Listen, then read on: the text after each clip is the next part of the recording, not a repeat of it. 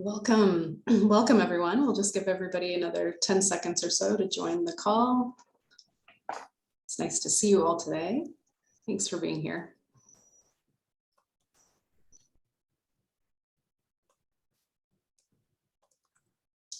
All right, this looks set.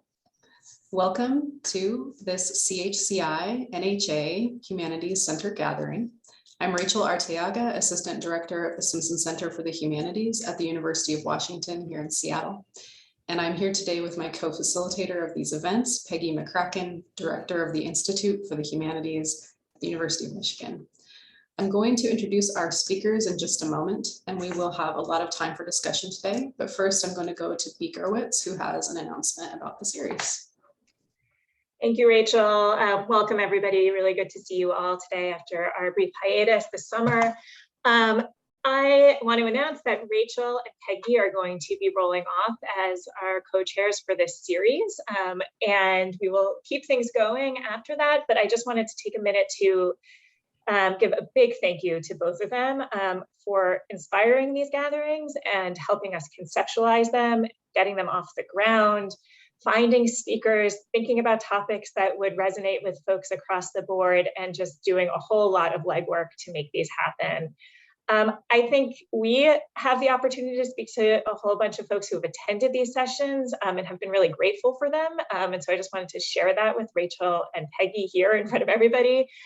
We've heard that they really help people get their gears moving with new ideas for their centers, and that they find them to be a comfortable atmosphere to share challenges and brainstorm, which is exactly what Rachel and Peggy were hoping to cultivate. So kudos to both of you for all of your work on this and making it work. And thank you so much. And to everybody else, we will be in touch shortly about what's coming next. And thank you for your participation. Thanks so much, Bea. It's been such a pleasure, and it has been beyond what Peggy and I initially discussed. I'll just put it that way. It's been very, very good. We are very pleased with the participation and that it's had meaning for people, particularly during this past year, which has been so challenging. And we both want to thank Stephen Kidd, Bea Gerwitz as well, and Sarah Gaillard and Guillaume Rattel at CHCI for supporting this, for promoting it, for getting the word out to your networks. It's just made such a difference for us, and it's made it possible. So we just thank you so much.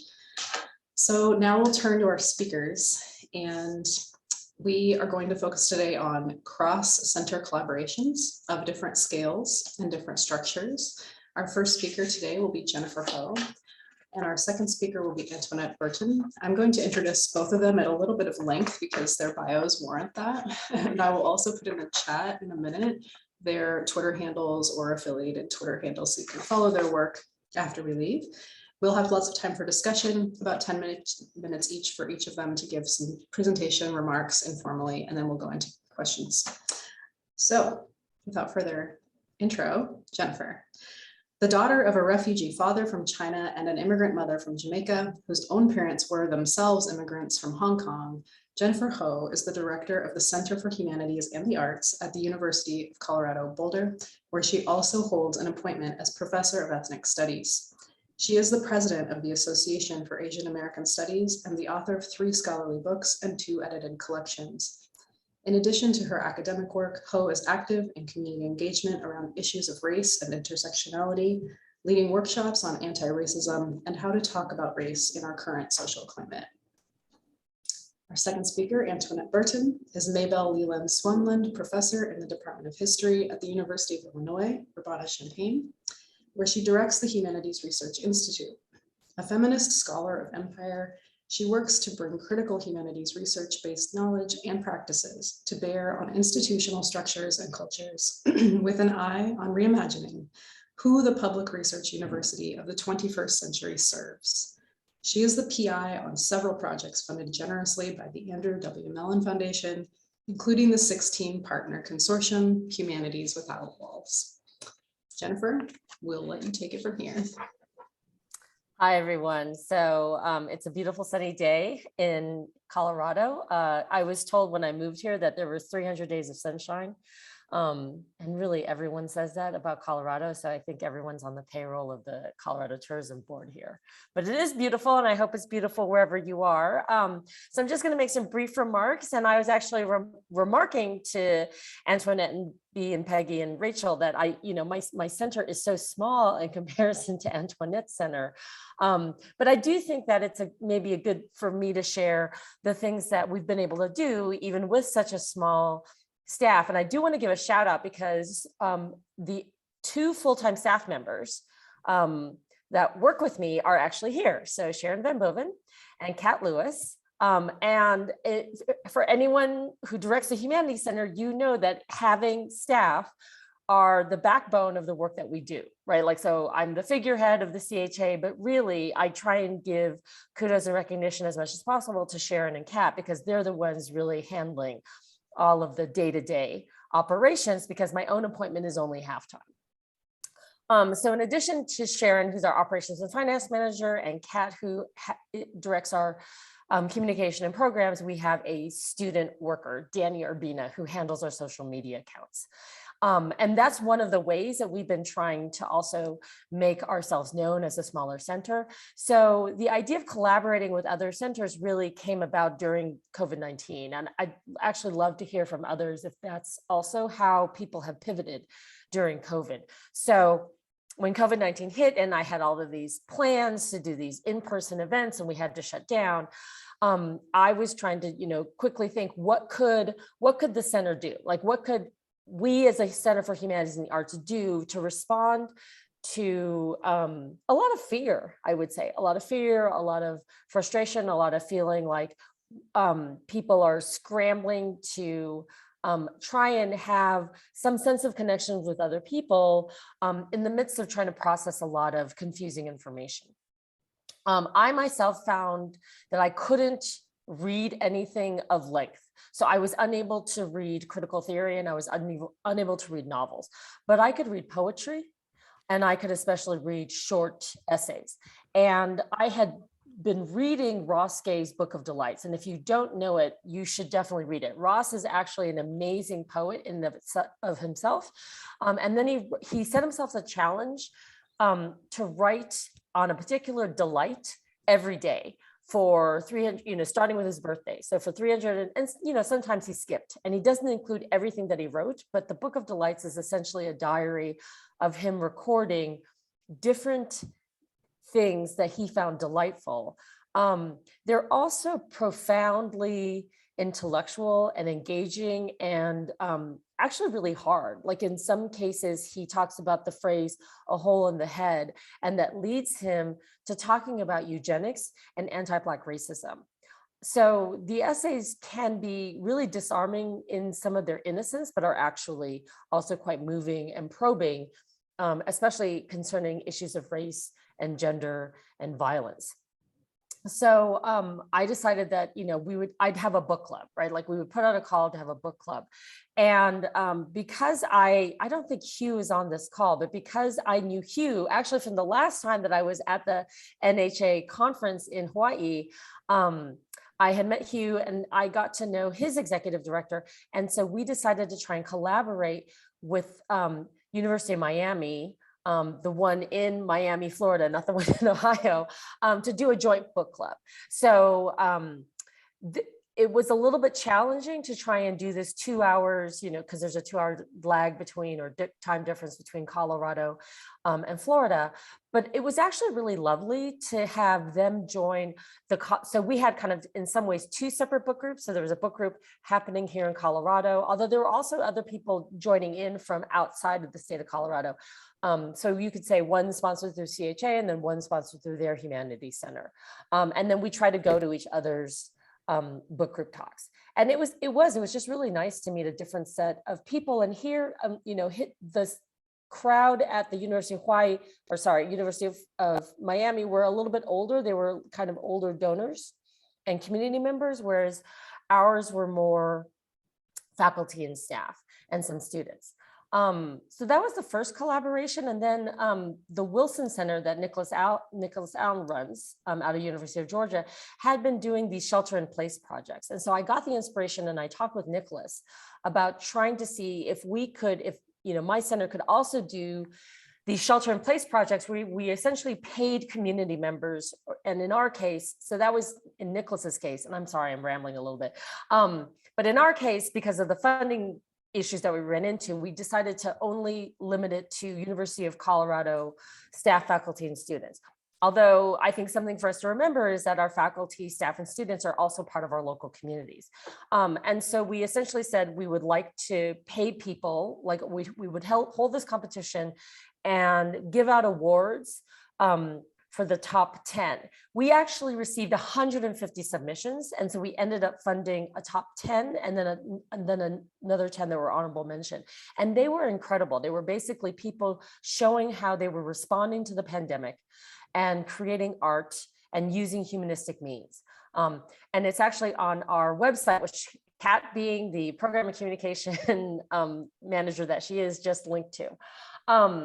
And that actually inspired Serenity Jew at the University of Manitoba, her Humanities Center, to also do a similar call. And so I don't know if anybody remembers from the CHCI conference this past May, but Serenity and Nicholas talked about the collaboration among our three centers. So it wasn't necessarily a collaboration in that the three of our centers kind of got together and presented, but we essentially co-created in terms of sharing ideas and sharing ways of disseminating things. And I think we would like to try and co-present outside of CHCI, but sort of make that more discernible on our respective websites. We had for a period of time actually linked to Nicholas's, and it's something that we should really do, linking to Manitoba. And then the last thing I'll share, and then we can pivot to Antoinette. I would say the Obermann Center at the University of Iowa does this really well. I mean, Teresa Magnum is a force of nature and an amazing and lovely human being. And so because I had come from North Carolina, I was at UNC Chapel Hill for 17 years, and I was the associate director of the Institute for Arts and Humanities. And I know their executive director at the Carolina Public Humanities, which is the public-facing arm of humanities work at UNC. Teresa, Max Orr, that their executive director, and I came up with a collaboration to respond to 2020, right? A cultural postmortem, if you will, about COVID-19, about the racial protests happening in the wake of George Floyd's murder, about the anti-Asian racism attacks that were happening, and about, January 6th. I mean, we didn't know when we put this together that there was going to be an assault on US democracy and a potential coup. The cultural postmortem was a great way for our respective centers to tap into artists and humanists. And so we had a historian from North Carolina, a writer from Iowa, a creative nonfiction writer from Iowa, and a poet from Boulder, who then talked from their respective artistic and humanistic perspectives about what 2020 really meant for them. And it was a wonderful, far-ranging conversation, really demonstrating, I would say, the power of arts and humanities in trying to make meaning and trying to make sense. And again, the great thing about this is that we did it all through Zoom, and it allowed for a really capacious audience from 3 different time zones, sharing their thoughts and observations and questions of our panelists. So I'm going to leave that there, and I'll let Antoinette jump in. Great, thank you so much. So I'm going to talk today about Humanities Without Walls, which Rachel referenced in her introduction to me, because the origins of HWW in 2014-15 are rooted in the premise that collaboration should not just be interdisciplinary, but also cross-institutional. So it's a really good example, I hope, for the focus of today's conversation.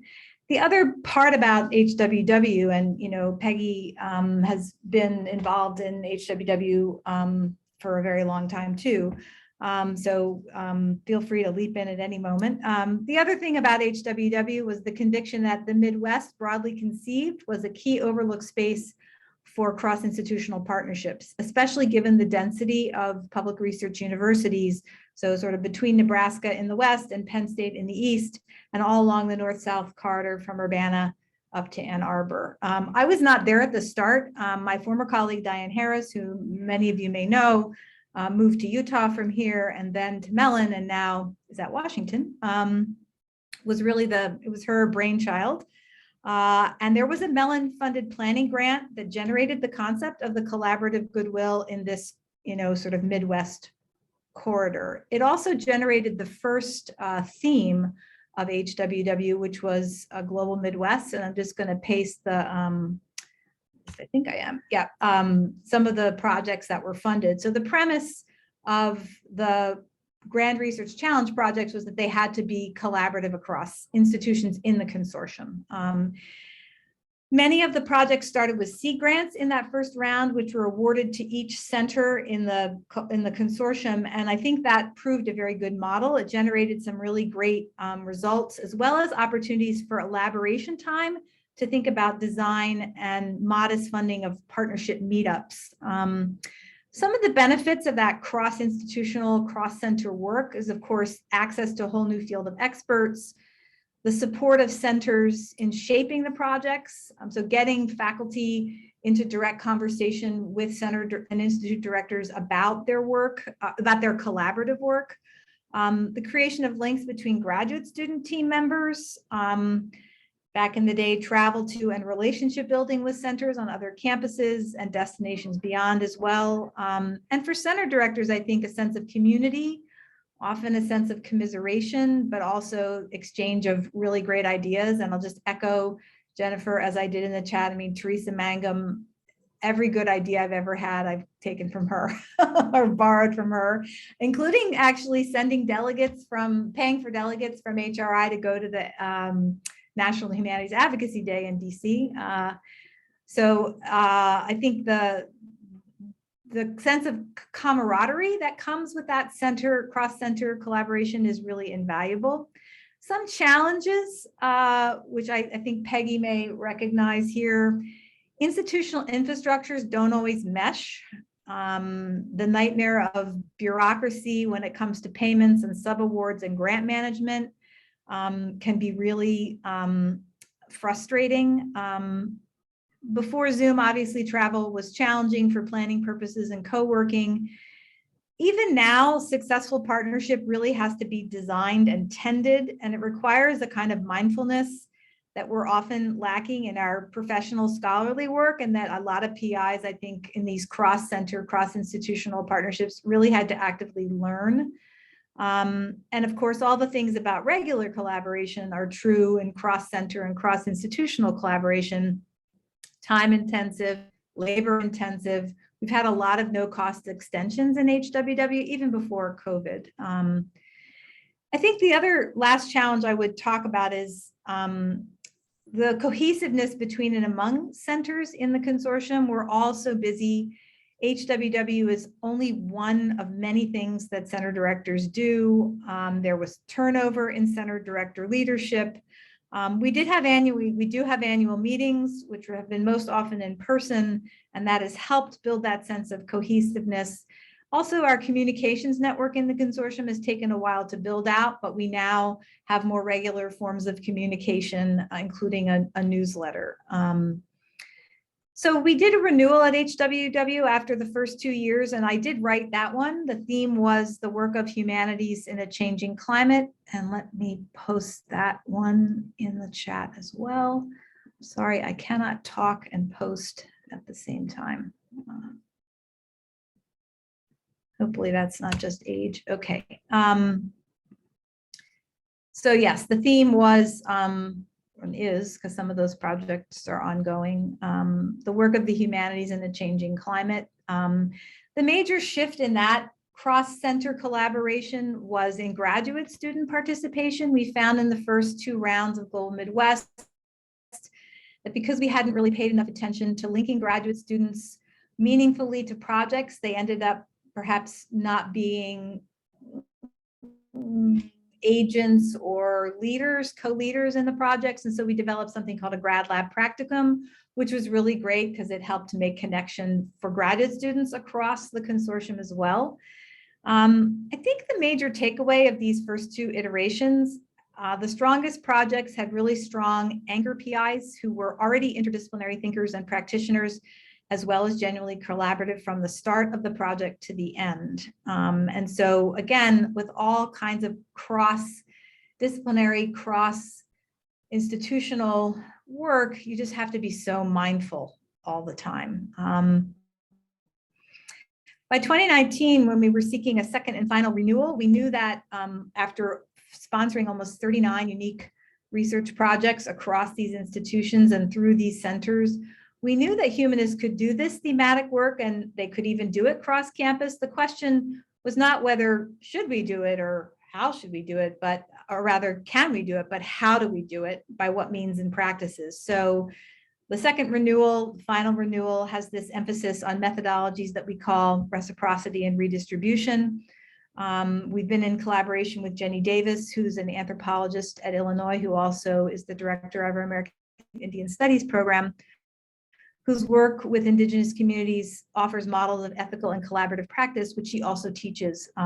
So it's been really illuminating and transformative to be working with Jenny to think about reciprocity and redistribution and emphasizing extending the reach of HWW partnerships beyond the consortial group into community colleges, HBCUs, minority serving institutions, and tribal colleges, as well as community partners. So the aspiration there is to work with knowledge makers who've not been typically at the center of academic work, making them true partners and agents, and thereby trying to disrupt, diversify, and recompose academic knowledge. So thinking about ethically just forms of humanities without walls in this cross-institutional experiment, I guess. And I'm going to put a bunch of links to the current call in the chat. And I'm going to talk by way of concluding here about the importance of the seed grants in this round. We had seed grants in the very first round, didn't have them in the second round, distributed seed grants to each consortial partner, center director, with the idea that it will take time and money, modest amounts of money, to create the kind of partnerships that we wanted, reciprocal and redistributive partnerships we wanted to see at the heart of the Grand Research Challenge applications. And we spent a lot of time developing a library of resources to explain the R&R methodology and to help people understand how to use the seed grants. And then we met with all the seed, not all, but many of the seed grant recipients across the consortium to talk through their experience of the collaboration and to help link them to their center and institute directors. And so I would say that even small amounts of money that might be used to seed these collaborations can really grow, if they're carefully tended, I think, into really interesting collectivities and forms of camaraderie. So I'll end there. I will say, talk to Peggy a little bit about this. We've just launched another Mellon supported grant called Interseminars, and I can say a little bit, it's not cross-institutional, but it is interdisciplinary graduate training, and I can talk about that if people are interested. Thank you both so much. Perfectly timed presentations, by the way. Barbara. Yeah, I first also wanted to share, sort of in the spirit of sharing, that we also have a Mellon Consortium grant in the Southeast about environmental humanities coasts, and we're also working with Nicholas from UGA. We also have a new sort of very mini collaboration that I'm actually more excited about, because it came about by two graduate students. So the graduate students who works in our center connected to the graduate student who works at the Humanities Research Institute from the University of California. And they're developing a podcast. I think they interviewed Rachel about graduate career diversity. And so that's something that we're very excited about, because we feel that really comes from the bottom up. And I did want to say, sorry, as an aside, but I don't want to come in so often, that we will have 2 positions, and I will put my email in the chat. So if people know of, you know, postdocs or people who have done programming for you on grants who might be looking for an associate director position or assistant director position for graduate engagement, that we'll have 2 positions soon. But now I'm coming to my questions. And one is, first, I will say I laughed when you said the infrastructure doesn't always mesh across institutions. I was like, well, sometimes they don't mesh within institutions either. So, and then yes, it gets more complicated across institutions, whether you have any advice of how to sort of preempt this, how to think ahead of time so that you don't have the problems later. And the other question comes more out of a graduate seminar that I'm teaching right now, where we teach in class, but live, but we have visitors, and I had 2 collaborators who co-authored a book, and they talked about how they set up their collaboration. And I feel a little behind what Antoinette was talking about, because it seems like you already are so advanced in collaboration. And I honestly often feel that humanities scholars actually have to still learn how to do collaboration. And when they start, it takes some time until they actually figure out how to do it. And so I'm thinking about ways to offer workshops on how to collaborate.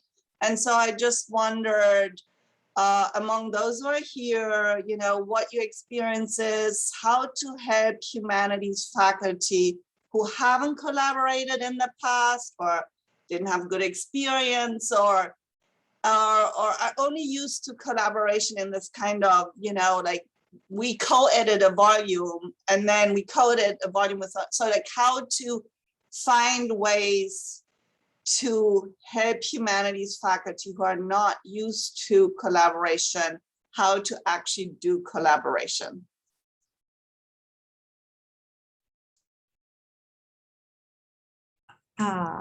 I could start on the infrastructure question. It's not rocket science and there's no silver bullet or anything.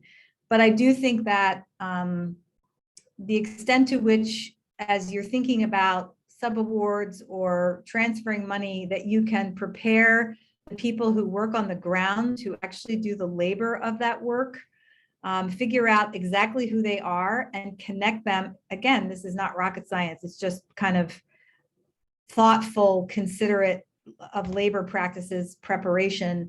Make sure that you know, or the people involved know, who the actual processors are on either side, and that it doesn't get dumped into their lap with a deadline of tomorrow before they know what even your project is. And there's an opacity to those systems from people on the outside that can be hard to break through. I think that, but the dedicated time and energy that it takes to set up those relationships through Zoom meetings and making sure all of the people who live in that infrastructure and make it work actually know what's happening. And on the question of infrastructure clash internal to the institution, yeah, I mean, the hardest thing for us to do at Illinois Urbana is to send money to Illinois Chicago. So yes. It's crazy.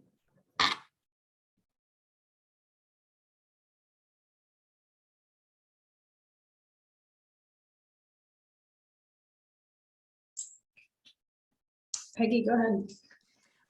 Just on the question of helping people understand how to collaborate, we have had an initiative on our campus. This has not been at the Humanities Institute, but at the Humanities Collaboratory, which is specifically dedicated to collaborative work in the humanities. And it's run by my colleague, Kristen Haas, who invented what she calls 5x5s. 5 faculty, 5 meetings, $500. So it's, you know, $2,500, which is not nothing, but it is an incentive for people to meet. It's kind of low stakes. It's really low stakes, and people get to just explore what a collaboration would look like, what they each could bring to a collaboration. And that's been super successful, both within our institution in having people go on to pursue further funding, but also some people disband, you know, but still they take something away from that. But anyway, that might be I think that's been a very successful model that might be worth thinking about.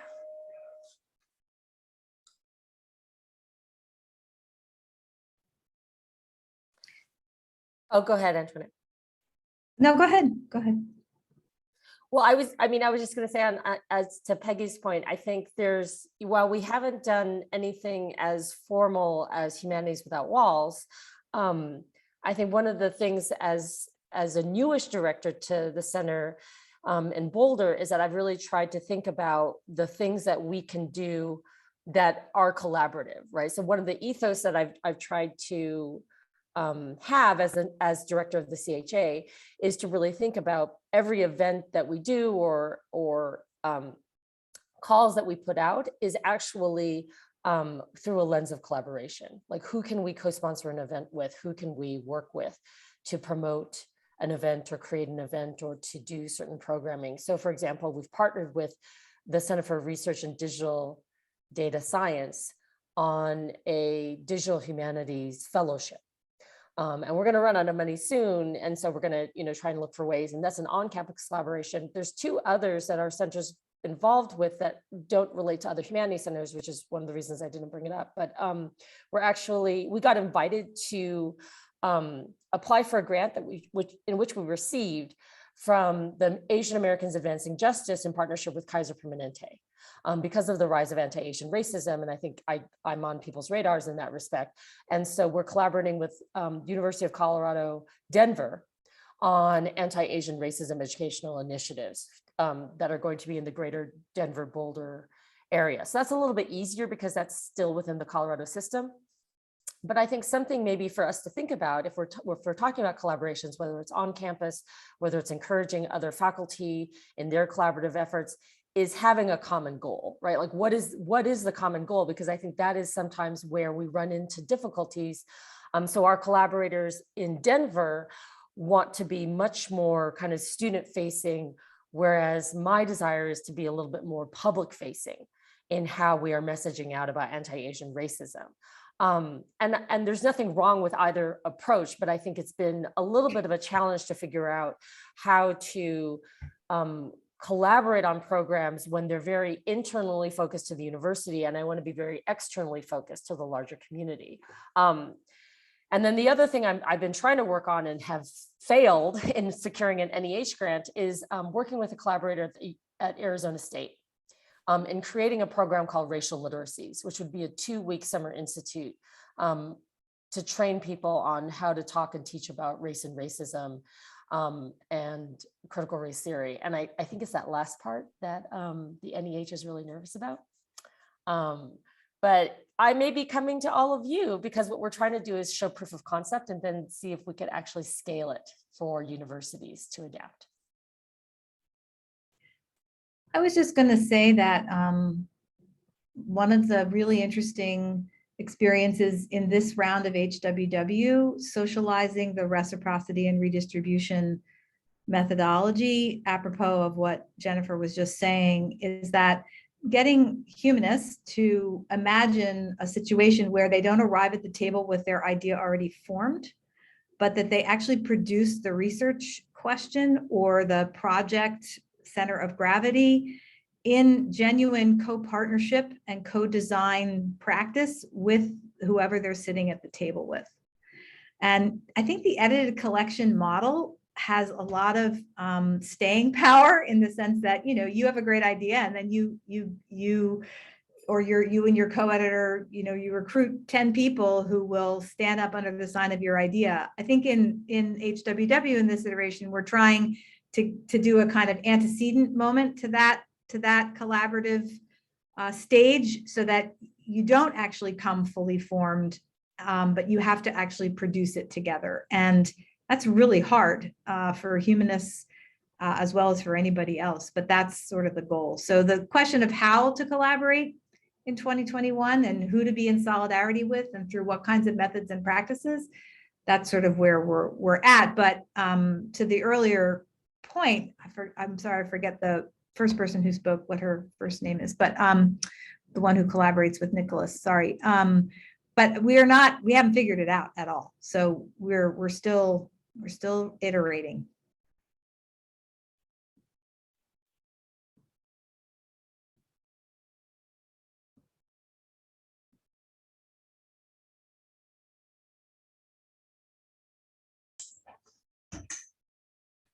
Other questions?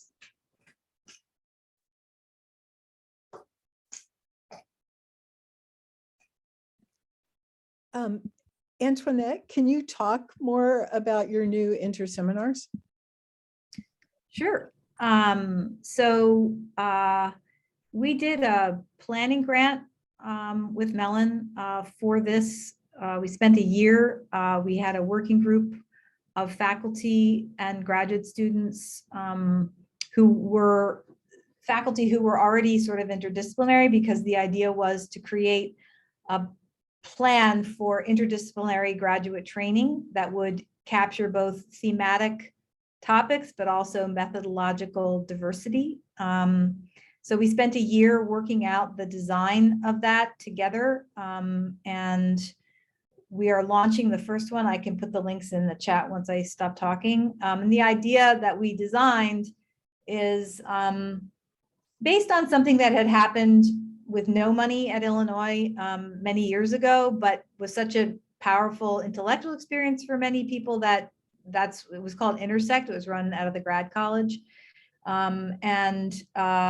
Basically it involves a summer intensive where faculty and graduate students co-design. You can see this co-design business is really a thematic here. Co-design the courses for the year, one fall methodology course, one spring thematic course along the lines of the winning project, another summer intensive with faculty and graduate students, which reviews the year and then plans for a culminating event in the second fall. So graduate students and faculty are really well funded across 2 summers and an academic year. Graduate students through fellowship and faculty through course release to really hack out what interdisciplinarity methodologically and thematically should look like. And the idea is that this will be a model for graduate training going forward because of the ways in which it incorporates a lot of questions that people are interested in, including skill sets for diverse careers. The first winner is Imagining Otherwise, and it's about speculation across the Americas. And I'll put some of the links in the chat. Was that what you wanted, Jennifer? Yeah.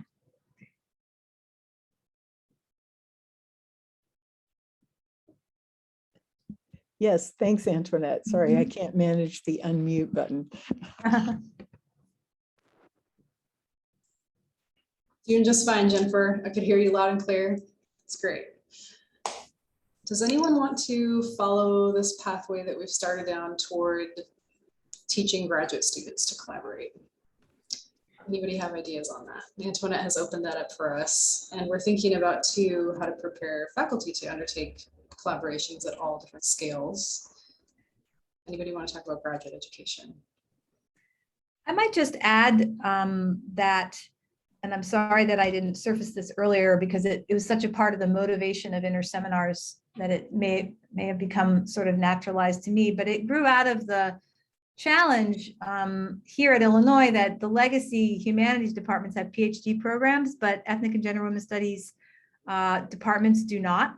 And so how to kind of engage faculty in ethnic and gender women's studies to create interdisciplinary graduate experiences when they don't have graduate students of their own. And that very language, evokes the proprietary character of older fashioned graduate education, but which we're trying a little bit to interrupt. And so the emphasis on recruiting graduate students in interseminars is to prioritize students of color, those historically marginalized and underrepresented in US higher education. Great. Thanks, Antoinette. Catherine, did you have a question or a comment? I actually, I just put it in the chat. Actually, I would love to hear more about the graduate student collaboration that Barbara mentioned. The cross institutional collaboration about career diversity. Mm-hmm. Yeah, and I will, sorry, now I'm so forward. I will say that I did suggest it, whether maybe the 2 students could present here in the future when they're further along. And so what's exciting to us is that they actually met at one of the residencies of the National Humanities Center. And actually, I would say, talking about collaboration of graduate students, all their graduate student residencies now are all done in a collaborative format, and actually the ones for faculty members as well. So they met in a workshop on podcasting, and they were both individually working in humanities centers. And then so the graduate student who works here had a different grant and an internship here locally. And so then they started collaborating on a podcast about career diversity. And they're interviewing different alumni, activists, scholars, but they haven't, they haven't issued one yet. So there's nothing to show at this point. But what was exciting to me was that collaboration came from graduate students directly. And so that the graduate students who are working for centers are starting to work together. So that was very exciting. And so we really felt we didn't do much, except, we met. So I met with the associate director of the Humanities Research Institute and the two graduate students. And we were both very excited. And so it fits in with their long time work, maybe better than us, because they have a long time commitment to working on humanities and working in the humanities. So it was more that we're actually supporting the students, but it's not very cost intensive. So there isn't actually, we're not, I always feel like we're not really doing that much except being supportive, but I'm quite excited about it, so. I will say that our students at UC Davis have loved the NHC workshops and just have come back raving about them. And I think they really are a place, both the podcasting workshops and the teaching ones, they really are a place for collaboration and cross-pollination of ideas and so on. And just, I would say that's a very successful model of collaborative work between students and probably faculty.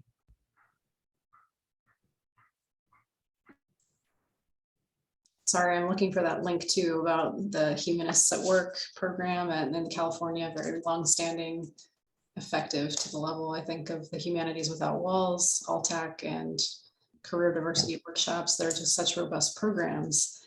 I'm thinking too about humanities centers and how we typically fund. So at the Simpson Center, we have whole categories of funding for collaborative projects. We're very front facing on the collaborative emphasis, right? And faculty know to propose to us to do projects across departments and disciplines. So we emphasize cross-disciplinary thinking and work. But where this doesn't always carry through is into fellowship categories. And so we've been doing some experimentation there with the generous support of the Mellon Foundation to do something we're calling catalyzing collaboration. And the simple way, the mechanism of the catalyst is to fund people at the same time to do something.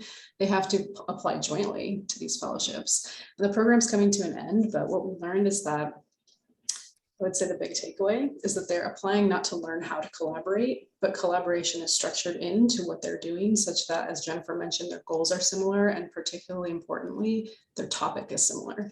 So in the humanities, content is so important. It matters what we're studying, it matters what we want to learn about. And if you fund people to learn together and then execute on that learning, and maybe it results in publication, maybe it results in an event of some kind that engages a public audience, or some form of teaching innovation, all these things would be great.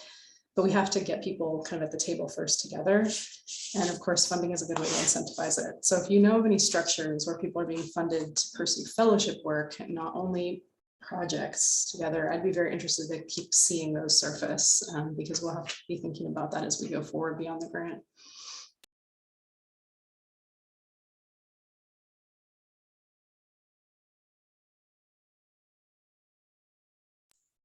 We have about 10 minutes left. What else can we learn? Christina, do you want to speak with the ROI question? Yeah. Yeah, so hi everyone. I'm relatively new Humanities Center director, almost a year old now, so still a baby. And my university has a new research strategic plan, and I understand that a lot of the evaluation of the investments in research will be based on this ROI model, which I'm slowly beginning to learn. So I was looking for advice and any suggestions for negotiating these institutional requirements, particularly at a large research university where the medical campus and the sciences always take funding priority. Thank you.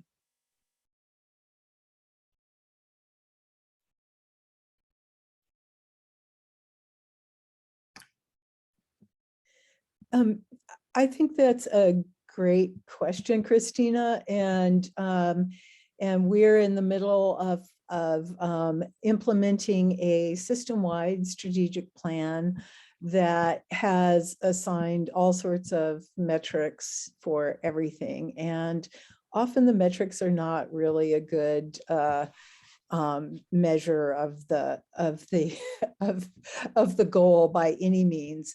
And one of the things that we regularly have to do is stress that for much of the humanities, unless you have an NEH or an NEA grant, this indirect cost recovery kind of model. And I say this because bizarrely, as a historian of medicine, my tenure appointment is in the surgery department. And they say, if they help me prepare a grant, they say, wait, how are we supposed to pay for our time helping you do this if there's no indirect cost recovery? But I think I think a lot of what we have to do is to, one, just sort of educate people about the norm for the humanities and the ways in which these grants make possible things we could not do otherwise. And that part of our planning is about the sustainability of the efforts or the initiatives that we're creating and what that longer term gain for the university is. And I think the other thing is just to keep reminding our universities, where are your values? And, the metrics often are not very tied to the values. And I think we have to sort of keep inserting that into the discussion. I will also say there's, with Mellon's recognition. So Mellon doesn't pay indirect cost recovery, but like in the Just Futures grants, they allowed 10% to go for administrative costs. And on individual projects, they will allow certain kinds of staffing things and things like that. So I think, I think also pointing that out, it doesn't, on paper, it doesn't look instantly recognizable in the same way a federal grant does. And here's my one other subversive comment. And this is from having worked in a med school administrative capacity before I went to grad school in the humanities. There are many private grants from pharmaceutical companies, et cetera, that do not begin to carry the indirect cost recovery that a federal grant does. And some universities for decades now have been pushing back against that. Researchers want them to take whatever the corporation wants to give you or the private foundation, like the Lung Association or something like that. But I think it is not generally acknowledged the ways in which universities subsidize STEM research and making clear that there needs to be a more nuanced investigation of what the ROI really is, and it is important. Thank you. Thanks so much. Yeah, can I just echo what Jennifer just said?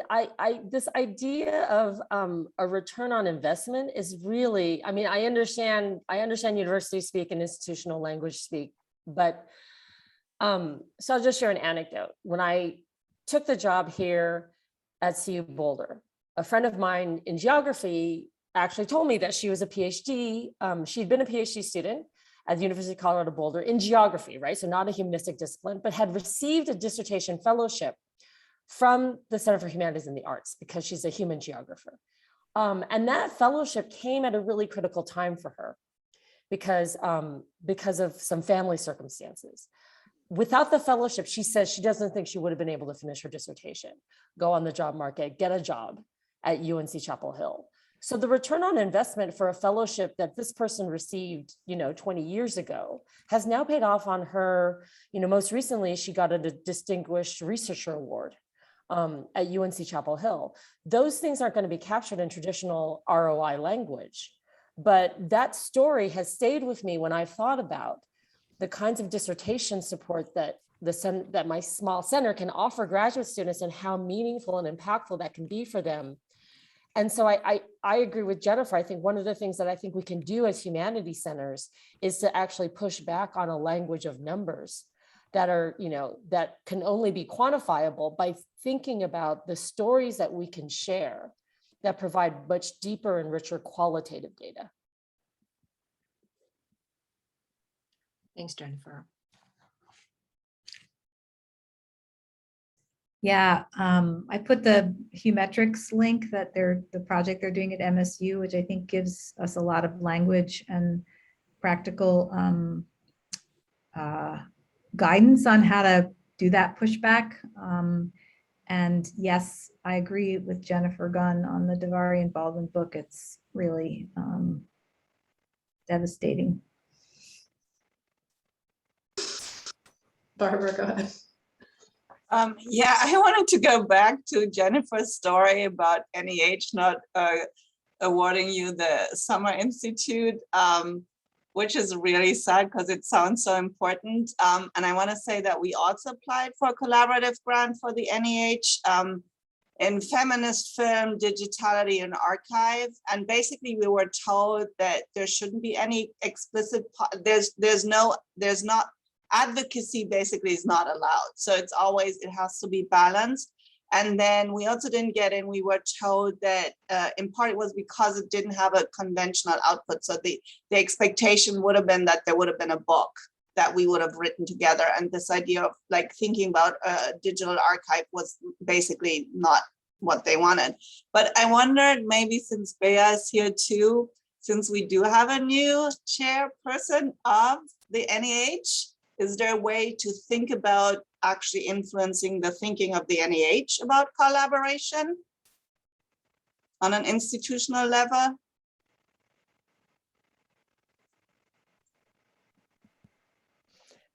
I think, sorry, go ahead. Okay, sorry, I was just seeing if Steve wanted to take that.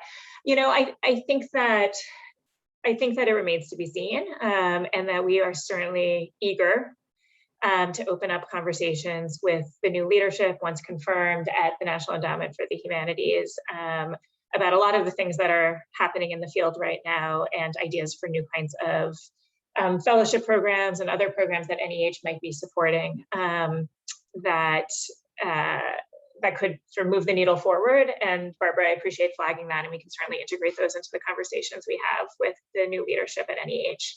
I also just wanted to flag that I just shared in the chat a 2-pager about the work we do with faculty and administrators to document the impact of publicly engaged projects and also humanities courses on outcomes like encouraging dialogue across difference, surfacing histories that have not been as present, helping students and community members see the impact of history on contemporary issues, building bridges in communities. And I think that this all plays really well into Jennifer Dunn's, there's 2 Jennifers around today, point about what are your values, right? And that's what we're trying to do. We're trying to document the impact of these kinds of humanities programs on the values that we think people do share and can understand, and if we can showcase the way that humanities programs are playing into those values.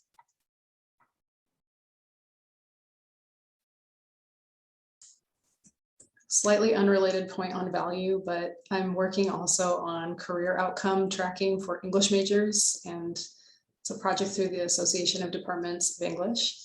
And we're hearing from people in different parts of the country that there is legislation being considered, or that there's a sort of threat and a feeling of threat that ROI is going to be tracked at the level of the majors also, right? So if you're all hearing about this, I'm interested in it. But it's something to think about in terms of advocacy also, just knowing that the ROI, the salary that a student will make and alum will make graduating from a humanities major may be lower at first, but then it goes up over time. It's a nuanced picture.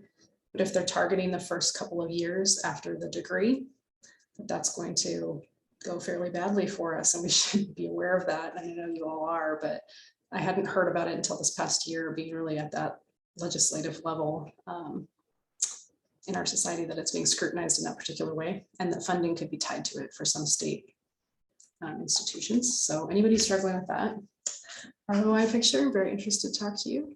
Any other questions about collaboration today, or thoughts on these really innovative fronts that we were hearing about? Jennifer, so much that you got done during COVID is so inspiring. And Antoinette, what you've managed to sustain during COVID is so inspiring too, because we always look for brand new things, but really just sustaining the infrastructure through a crisis is so important too, and so difficult, especially at that scale. So I think that collaboration has to start with inspiration. Also, we have to be taking generous thinking to its core and thinking about how other people are doing their work and how we can learn from them, right? And if we're thinking in those terms, we'll be better at collaboration in everything we do. So yeah, the last comment here I'm seeing in the chat is that we're just grateful for your work, Jennifer and Antoinette, and we're grateful for all of you being here today. I think we can wrap up unless there are any final thoughts. Thanks for convening. Yeah, it's been wonderful. Nice to see so many friendly faces. Thanks, everyone. Thanks, everyone.